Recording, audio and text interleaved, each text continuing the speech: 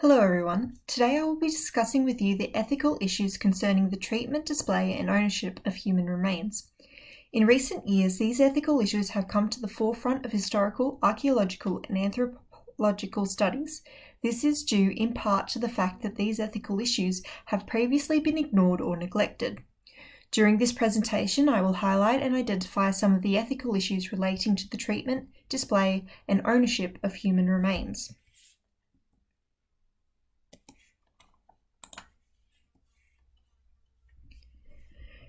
How we treat human remains once they have been discovered can encroach upon a number of ethical issues, particularly if the remains belong to a particular religious group or are of indigenous descent.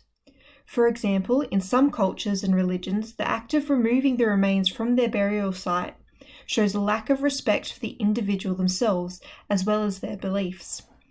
The transport of human remains can also be viewed as an insult for many religions, as the integrity of the body is a necessary condition for resurrection. This brings forward the dilemma of whether it is ethically right to remove these remains from their resting place. Once the decision has been made to remove and transport the remains, another ethical issue can arise. The invasive and destructive sampling of human remains can occur during the scientific analysis of human remains. Concerns have been made regarding the lack of consent and permissions required to collect skeletal samples using destructive sampling methods.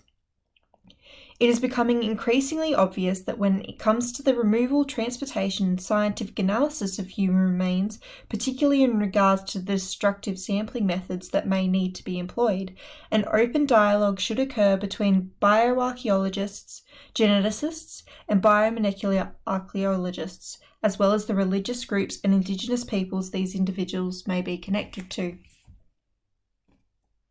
Historically speaking, human remains have often been displayed within museums with little to no regard for the individual they once were. The traditional practice of human remains in museums is often based upon the notion that these remains allow for communities to learn and acknowledge major discoveries, appease public curiosity, and further human knowledge. In fact, on the website for the British Museum, they state that their visitors expect to see human remains on display as elements of their collections. However, for many cultures and religions, this practice can be quite upsetting and offensive, even if the remains date back to prehistory. Many museums and collections are now being asked if the educational benefits of human remains outweigh the rights of the dead. People do not often consider the ethical issues surrounding the display of human remains until they are asked the question, what if these were your remains or the remains of a beloved family member that were in that glass case, open for anyone to come in and oogle at?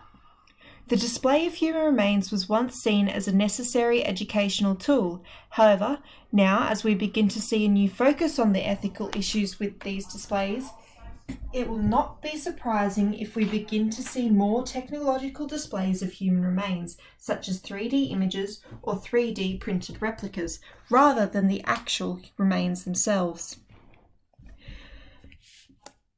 Over the last few years, the ethical issue regarding the ownership of human remains has become increasingly important.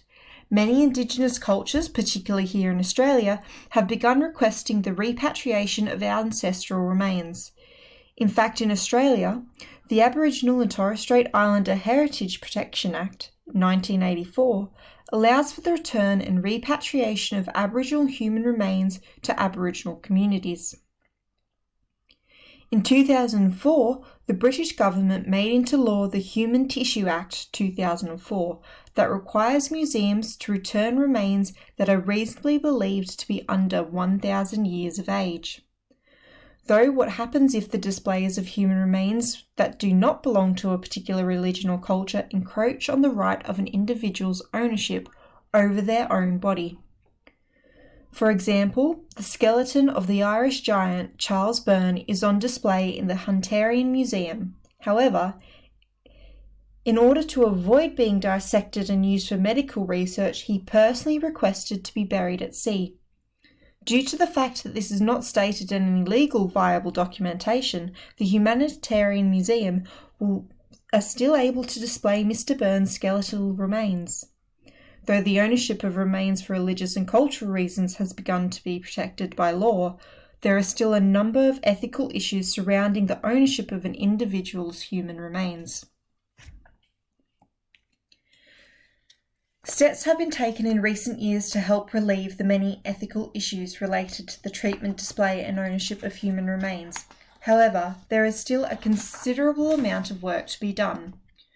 Though we are seeing many individual nations create laws regarding the treatment, display, ownership, and repatriation of human remains, there should be a set of global ethical guidelines in place.